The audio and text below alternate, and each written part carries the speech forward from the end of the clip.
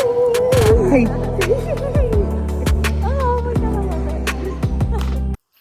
hello, welcome back to my channel. My name is Susan. I'm so happy that you are here. I'm a first-time mom to my daughter Julia, and I was diagnosed with a brain tumor 3 months postpartum. So this is my journey. I'm trying to figure out motherhood, brain tumor, and just trying to hold on to any grasp of reality that I can at this point. My life should be a reality TV show with some of the shit going on behind the scenes that I can't really get into at this time, but don't worry, it'll be coming in an episode near you. Today we have a brain tumor update. Actually, a lot has happened in the last week or so with the brain tumor, with tests, diagnosis, treatment plans. This is going to be broken up into a couple different videos, but today's video is talking about MRIs, MRI results, and tests moving forward. So let's just jump right into the video. For those of you who are new here, a quick recap. My name is Susan. I was diagnosed with a brain tumor 3 months postpartum. I have a ton of videos here on YouTube you can watch. I also have a playlist on my TikTok called Brain Tumor. You can watch my whole journey there. When I was 2 weeks postpartum, I started having visual obstructions. I thought they were ocular migraines. They turned out to be partial seizures.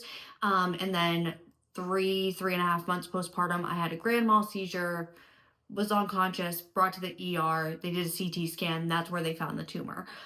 Since then, I've been in this process of doing different testing, diagnosis. I have a couple different medical teams doing the whole workup to really understand what we're dealing with before we cut into my brain and potentially lose my vision on my right side. When I was first diagnosed, I had scans and MRIs done. I had a CT angiogram, an MRI, and something else. The CT scan. All of that was done in October when I was diagnosed.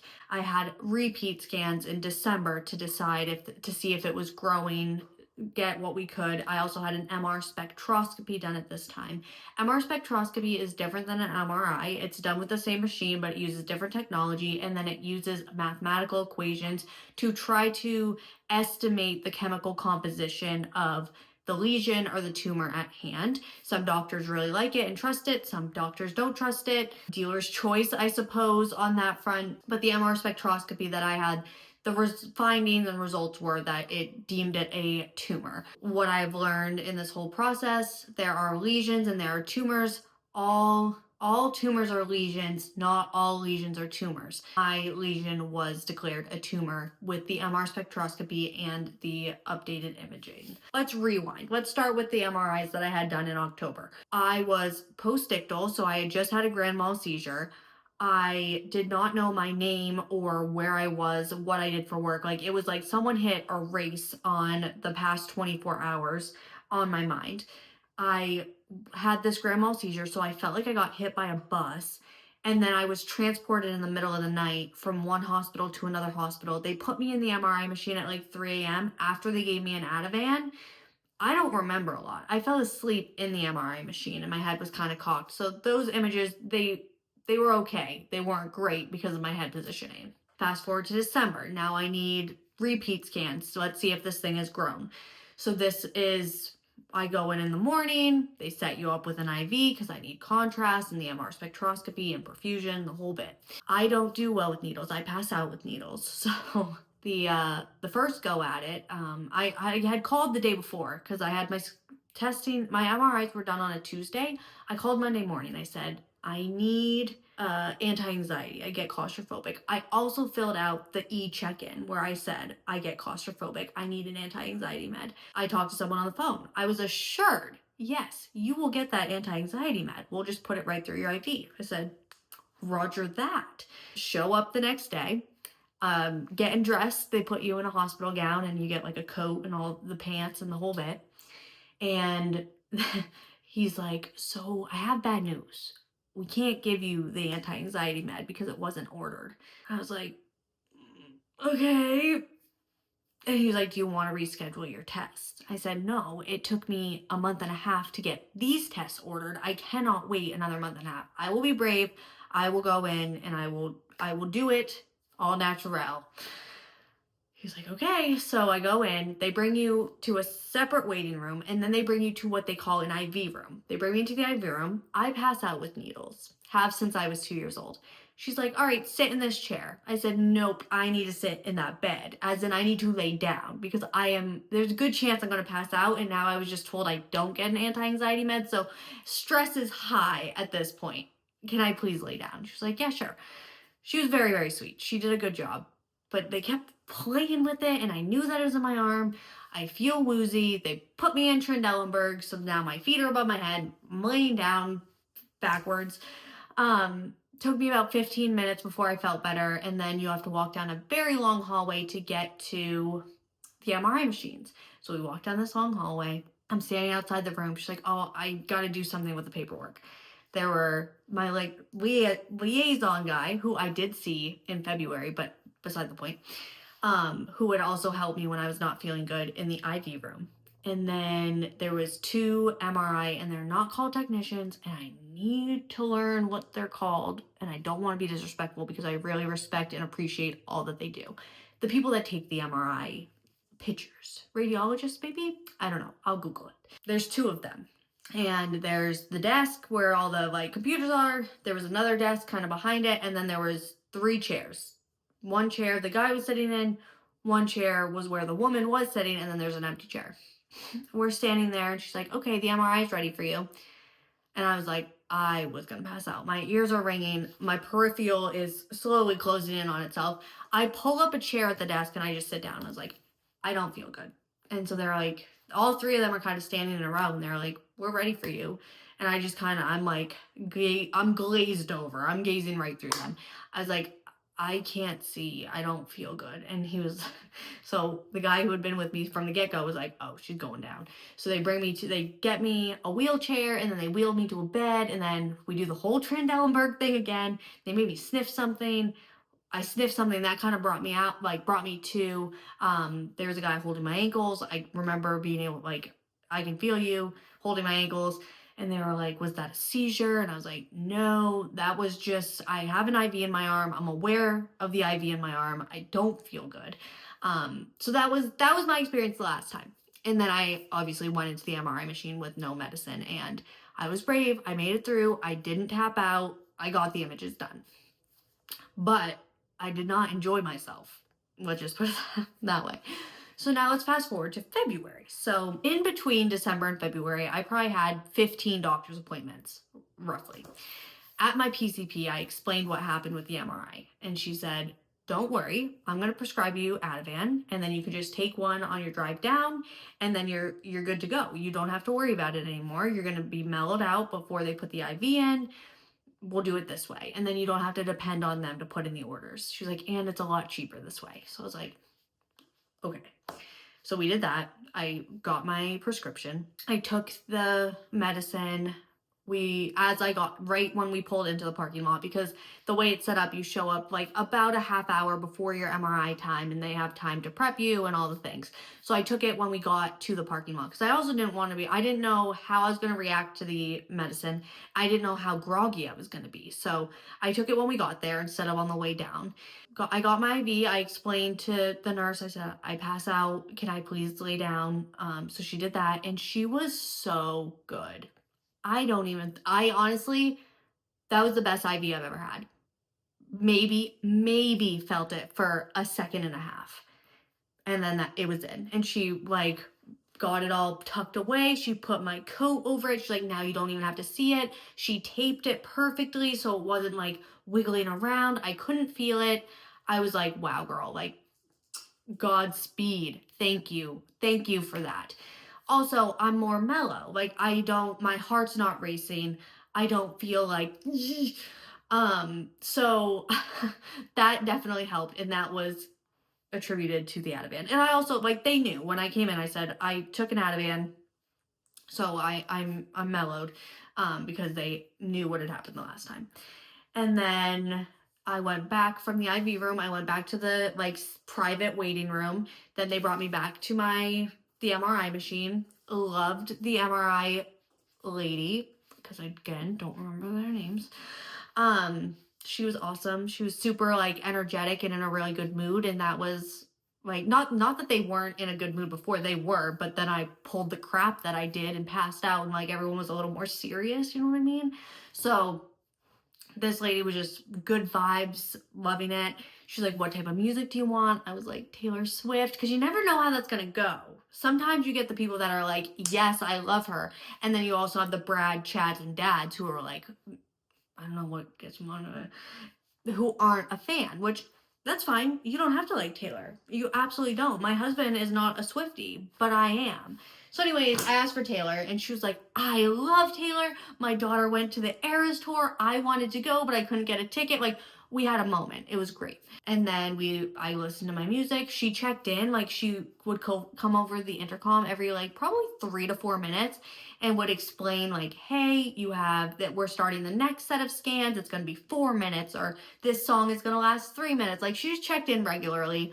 And then I came out of the machine, and I also did not need MR spectroscopy this time. So I was in the tube for a lot less time. I'd say that cut down 25 minutes probably.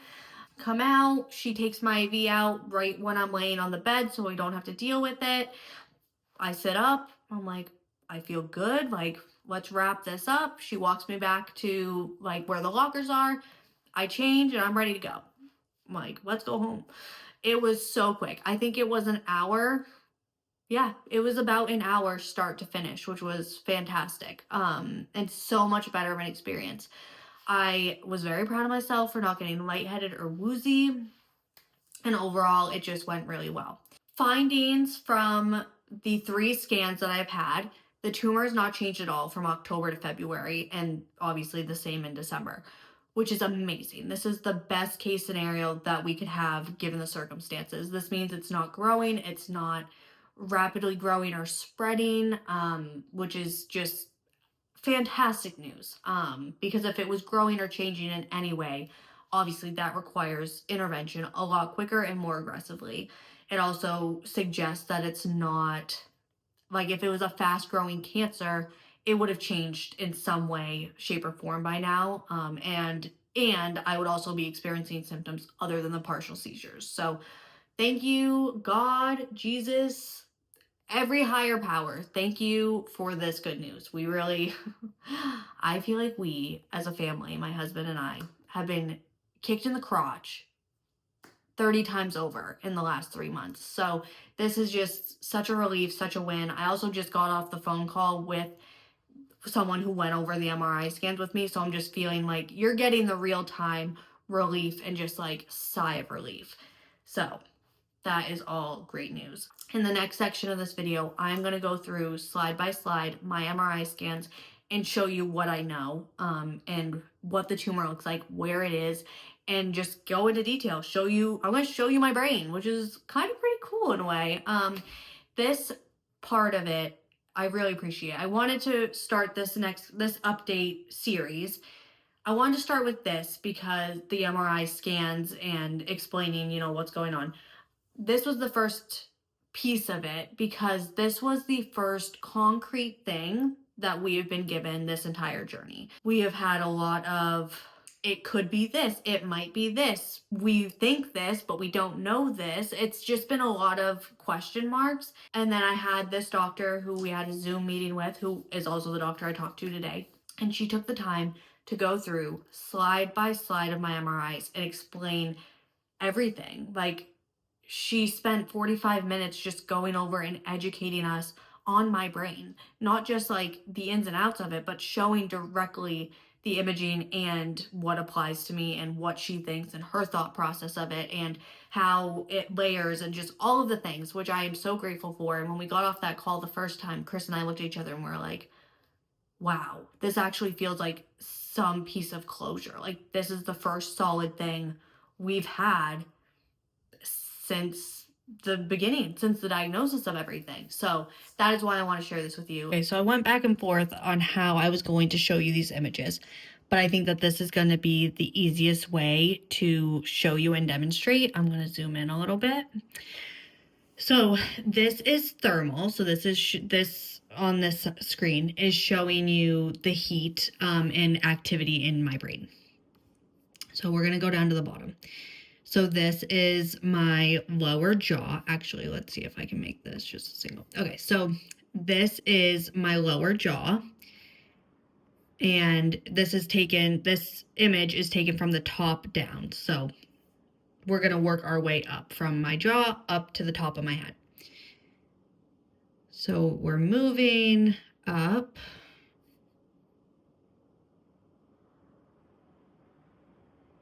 And so now you can see we have my eyeballs, my nose, different parts of my brain. So this all looks the same here, right? This is where things start to look different. And here again, this is the tumor, and it does not look the same as this. And so you have the rim, this is the white part. And then this is actually a fluid filled, essentially sac. And that's, again, it does not look the same. This black space is not the same on this side. And that is tumor and or tissue that's not the same as the healthy tissue. And you can see here, this is extending up into a ventricle, which the fluid does. So you can kind of see a little bit. There are fluid-filled sacs in this area. So here on this side where it's healthy, there you can see that's the ventricle, and we have matching ventricles. So there's this ventricle on this side, but the fluid from the tumor extends up into that ventricle. So just another repeat is this big black dot is the tumor and associated fluid and or tissue that is damaged. This is complete heat, which this one, it doesn't, I'm sorry, this one is blood flow. I don't remember a lot from that. This one is just, this is the side view, so you can see my brain matter.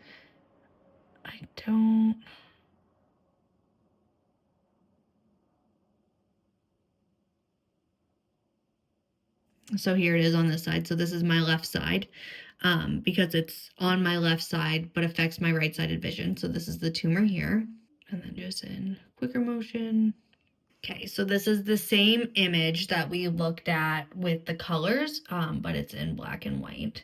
So we have bottom jaw, top jaw, and then we're now coming up on my nose. You can see tumor here. And then when we get more to eye level, this is the tumor. This is what should not be there. And then it extends up into the ventricle. So you can see how it moves. So then this is from the top of my head going down. Eyes, tumor, tumor.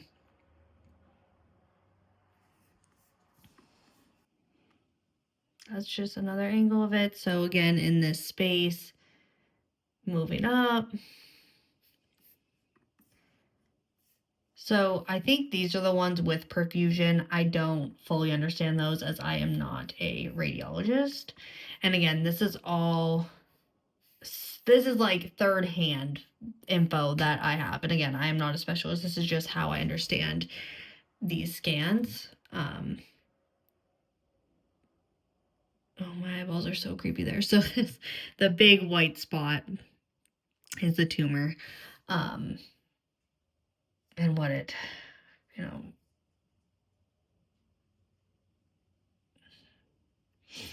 so this, you can see this is what a normal ventricle would look like. And then you can see the extra fluid from mine.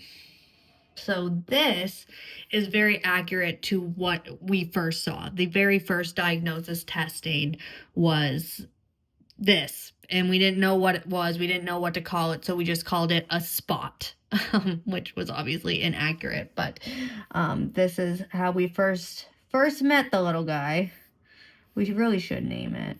There's a spot from this angle.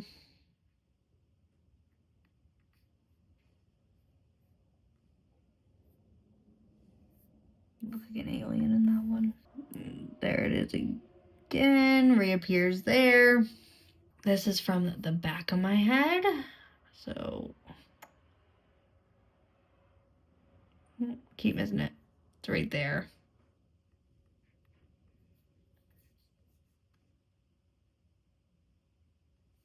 God, that's creepy. As always, thank you guys so much for watching. I cannot express to you how much you being here and part of this journey means to me and my family. It helps support us in this time. I am that close to being monetized, which is just mind-blowing to me. So thank you so much from the bottom of my heart. I am so appreciative. And if you are on a brain tumor journey or just a tough diagnosis, I hope that these videos are helping you. And I hope that I can continue to educate and hopefully empower you to advocate for yourself. The healthcare system is not easy to navigate, especially when you're younger. And there's so many different ways that you can just, the system doesn't work always. So I hope that I can shed light on this and help even just one person, then I'm doing my job. And also making these videos, it makes it a lot easier for me to share what is going on and updates with our friends and family without me having to explain it 3 million times, which I so appreciate people wanting to check in. It's just, it can become tiresome to explain it over and over and over again. No one wants to rehash like their least favorite part of their life, you know? So I just appreciate you guys being willing and understanding to watch these videos and understand that it's not that I don't want to connect with you one-on-one. I absolutely do. It is just easier to get the logistics and the medical stuff out here like this in a mass versus one-on-one. So thank you so much from the bottom of my heart. It means everything to me, Chris, Julia, and Maggie. And I will see you in the next video.